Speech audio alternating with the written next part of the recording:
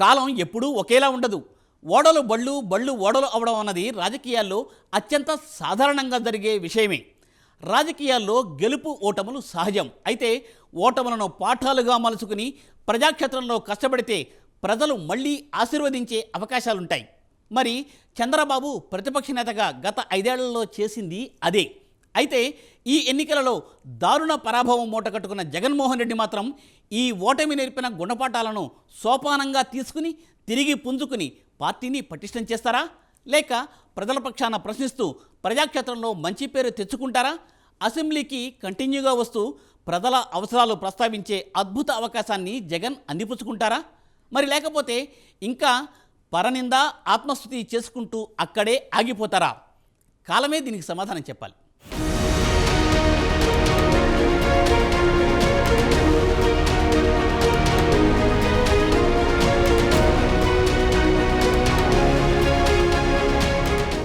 సంక్షేమం పేరుతో 3 రూపాయలిచ్చి 6 రూపాయలు లాక్కుంటూ పాలన సాగించిన జగన్ను ఏపీ ప్రజలు పాతాళానికి తొక్కేశారని సర్వత్రా చర్చ జరుగుతోంది. అయితే ఓడిన తర్వాత జగన్ ఏం చేస్తారన్న దానిపై రాజకీయ వర్గాల్లో విస్తృత చర్చ జరుగుతోంది. అసలు జగన్ బయటకు వస్తాడా రాడా అనుకుంటున్న తరుణంలో ఓటమి అనంతరం బయటకు వచ్చి ప్రెస్ మీట్ పెట్టారు. ఇక అసెంబ్లీకి వస్తాడా రాడా అని అనుకుంటున్న తరుణంలో అసెంబ్లీకి వచ్చి ప్రమాణ స్వీకారం చేశారు. దీంతో ఓటమితో జగన్లో మార్పు కనిపిస్తోందా అంటూ రాజకీయ వర్గాల్లో చర్చ జరుగుతోంది. నిజానికి జగన్ యాటిట్యూడ్కి ఆయన బయటకు రాడని, అసలు అసెంబ్లీ గడప కూడా తొక్కడని సామాన్యుల్లో సైతం పెద్ద చర్చే జరిగింది.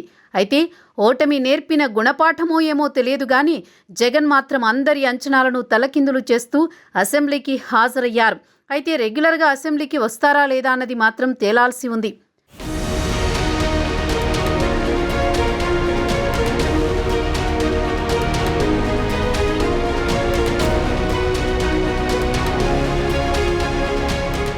దేవుడి స్క్రిప్ట్ వైసీపీ కనీసం ప్రతిపక్షం అనే స్థాయికి కూడా ఇవ్వలేదు. మరి పైన దేవుడు, ఇక్కడ ప్రజలు గూబగుయ్యమనేలా కొట్టారంటూ 2019 ఎన్నికల్లో గెలుపు నేపథ్యంలో టీడీపీ మీద జగన్ ముఖ్యమంత్రి హోదాలో ఉండి చేసిన వ్యాఖ్యల్ని మర్చిపోలేం.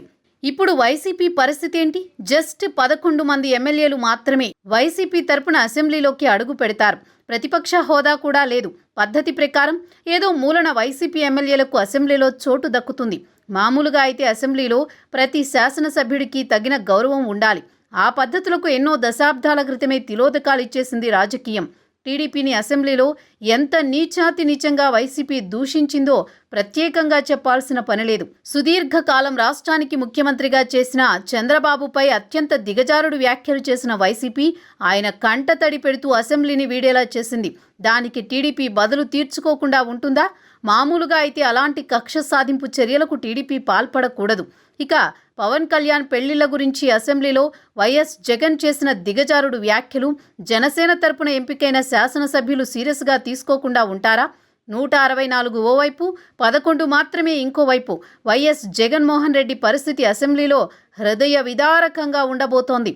ఈ నేపథ్యంలోని ఆయన అసలు రెగ్యులర్గా అసెంబ్లీకి వస్తారా రారా అన్నది చూడాలి. ఏదో తొలి రోజు తూతూ మంత్రంగా వచ్చి ఎమ్మెల్యేగా ప్రమాణం చేసి వెంటనే వెళ్ళిపోయారు. మరి అసెంబ్లీ సమావేశాలకు కంటిన్యూగా వస్తారా రాడా అని చూడాలి. అసెంబ్లీకి వచ్చి ప్రజల సమస్యలను, వారి అవసరాలను ప్రస్తావిస్తూ ప్రభుత్వంతో పోరాడి సాధిస్తే ప్రజలు మళ్ళీ ఎప్పటికైనా అవకాశం ఇచ్చే అవకాశం ఉంది. అలా కాదని అసెంబ్లీకి ఎగ్గొడితే మాత్రం తనకు వచ్చిన అవకాశాన్ని దుర్వినియోగం చేసుకున్నట్లే. చూడాలి మరి ఓటమి గుణపాఠాలను సోపానంగా తీసుకుని ఎదుగుతారా?